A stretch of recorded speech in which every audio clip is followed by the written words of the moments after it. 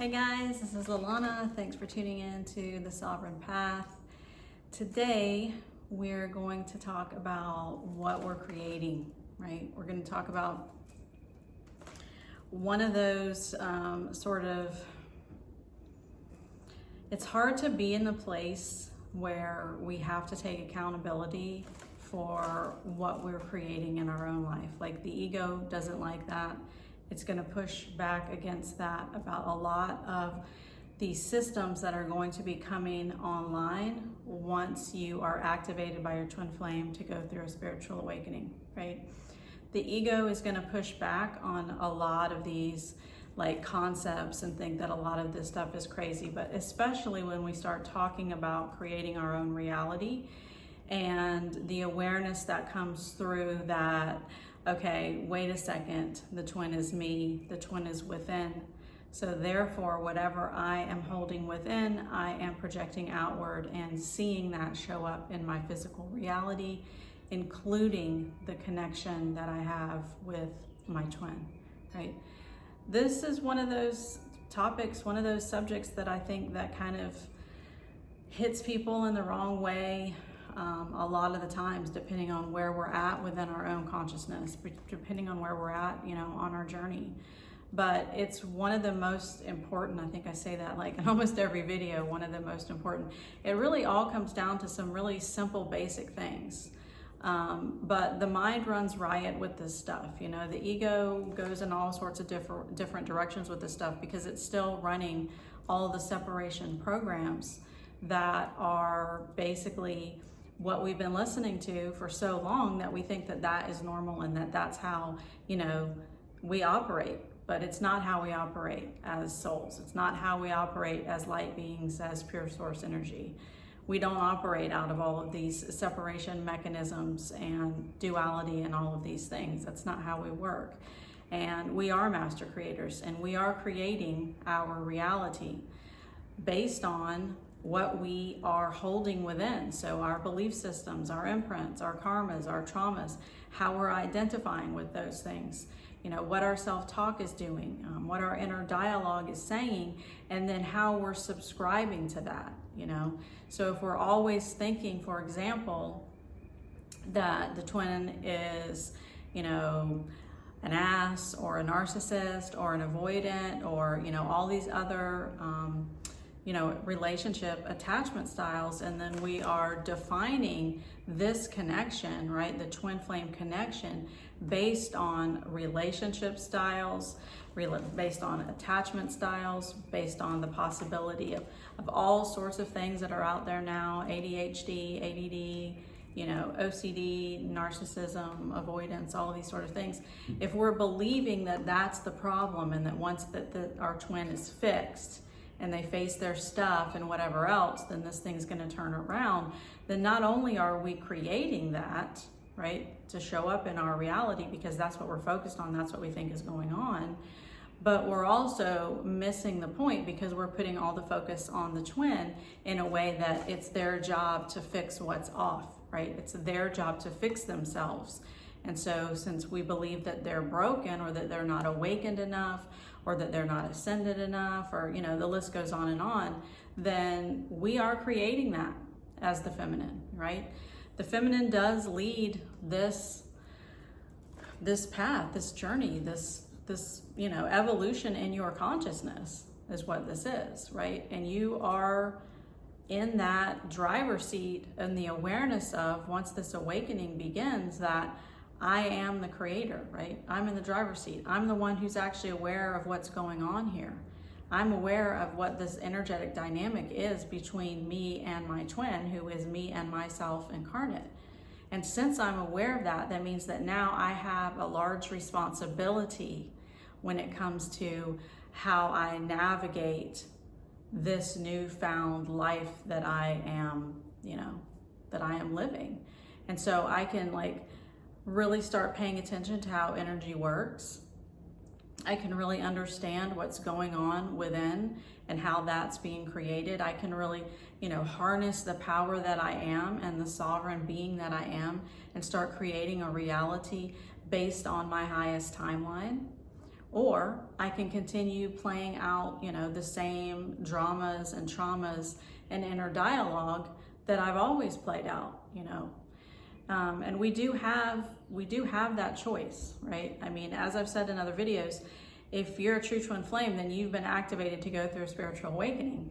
So it's on, like it's on. This is what's going on. And we can resist it, and a lot of people do resist it, and a lot of people do try to stay in those old paradigms of the 3D stuff because that's what's familiar to them. But ultimately, that's what makes this path harder, longer, more confusing, you know, more suffering and all of those sort of things, because we refuse to let go of what we have identified with and what the ego has always been talking about. And so, you know, the ego is pulling us in one direction. The higher self, who is us, is pulling us in the other direction, because now we're going through ascension, you know, and it's like you're being sort of torn in two different realities. And at that point, yeah, there is a choice that we have to make to like go with the ascension and to start really understanding what's going on energetically within and how that's affecting our entire reality. Or, you know, we can keep kind of going round and round in loops and all of those sort of things and stay, you know, in that paradigm. Ultimately, it's one of those let go or be dragged situations. If you're a true twin flame, you're already ascending, right? You're already on the spiritual path. You've already been activated to awaken. But as I've said before, yeah, we can slow the process down. We can sink our heels in the ground, you know, and just resist and resist and resist. But that just makes it more painful, right? It just prolongs something that has already been activated within you to happen. And so when we really come into that, you know, understanding, and we just start taking responsibility for the fact that, and it's an amazing, amazing, incredible, wonderful thing to find out and then to have the embodiment that you are a master creator. Like, how amazing is that for you to understand that you actually have the master key to your reality? You've always had it, right? Everybody has it. We all have it. We've just all forgotten that we have it because not everyone is going through a spiritual awakening at this time. Some people are, some people aren't, right? Depends on what the soul's trajectory is, right? What the timeline is, what the evolution is for the soul. But once you come into that awareness, it's a huge freedom key, right? That, okay, well, if I'm creating this with my twin and I don't like what I'm seeing, then that means I can change what I'm seeing so that I do like what I'm seeing based on what's going on within me, right? Based on what my beliefs are, based if I'm still in separation within, or am I balanced within, you know? Am I still viewing the twin as separate from me? You know, am I still viewing the twin as needing to sort of get their shit together and whatever else? Because when we're running along with that narrative and that dialogue, which is so common on this path, you know, we're creating that. We're creating it. We're creating the narrative, you know? And then we're like, it's kind of like, you know, having an argument with the reflection of yourself in the mirror and being like, you know, I don't like what I'm seeing right now, so you need to stop showing me what I'm seeing right now. Well, you know, we've all heard that analogy. The mirror isn't going to change. The mirror is just going to reflect back what's holding here, you know, within you, your true compass, right? Inner union, the heart space, right? And so the only way to change what we're seeing in that reflection is to start changing what's going on within. That inner dialogue, that inner narrative, that inner talk, all of those sort of things. The ego programming, the separation, and all of these things that we're running, and then what we're subscribing to, you know, like, am I believing that? Do I believe that my twin is a narcissist, right? Do I genuinely believe that? Or am I just mad because I don't have a grip on this thing, and so I need somebody to blame, right? Which is completely normal and common, right? But it is that place that we have to really be discerning and be honest with ourselves of, you know, does this feel too hard because I haven't really embraced what this is, and that being your spiritual awakening, and you still just want it to be a 3D romantic relationship. And so since it's not showing up like that, we get really frustrated, and then we start blaming and all of those sort of things, right? Because basically at the bottom line is that for the most part, a lot of divine feminines are just pissed off because this thing isn't showing up the way they want it to, based on the old relationships that they've had in the past. But as I keep saying, all those old relationships that you've had in the past were based on a third dimensional paradigm of what romantic relationships look like, which are based in separation. The twin flame cannot be based in separation, and if you're in separation, you're not going to be with your twin flame in a harmonious, balanced, loving way, right? You're going to still have that backlash and that back and forth, right? You're going to still have that up and down in those periods of separation. And the reason for that is because you're still running separation programming within. You're still subscribing to the fact that I've been all of these things, and so I still think that I'm all of these things, and so my twin is all of these things, because that's right, that whole thing, which just also like kind of snowballs into the whole idea, which I've done several videos on this, of as soon as I heal, right, then I'm going to be in romantic partnership with my divine masculine. We hear this all the time. This is another narrative that is just snowballing out of control. This is another belief, right? As soon as I heal, which is implying I'm so broken that I need to heal all of these things in order to be worthy of being in romantic relationship with my twin, right? The reason that I'm not in romantic relationship with the divine masculine is because I still need to do the shadow work, and I still need to heal, and I still have all these things coming up, and since these things, haven't been dealt with, and that means whatever it means. No, that has nothing to do with it. It's beliefs that are telling you that you're broken in the first place. It's separation programming that are telling us that we need to heal and that we're all like damaged and messed up. These are all beliefs, right? Those are not what we need on this path. This path is about coming back into complete and utter self-love.